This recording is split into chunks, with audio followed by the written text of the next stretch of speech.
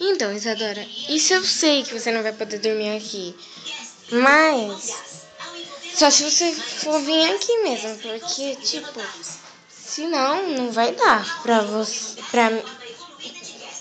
tipo, eu ir te buscar, porque não vai dar mesmo, né?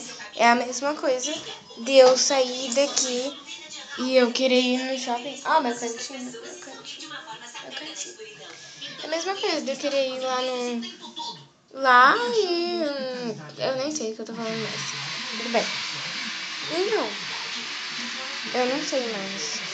Mas tenho certeza absoluta que sábado a gente vai. E é sábado, tá? Não é sexta-feira, não, é sábado. Eu tenho certeza que sábado a gente vai. Mas a minha mãe não tem certeza se a gente vai com ela ou com o meu pai. E outra, sua mãe deixou? Uma pergunta. Sua mãe deixou? A primeira resposta: não tem que pagar, tá bom? Pra ir pra lá. Só o trem, né? Porque... E a segunda resposta eu não entendi muito bem, então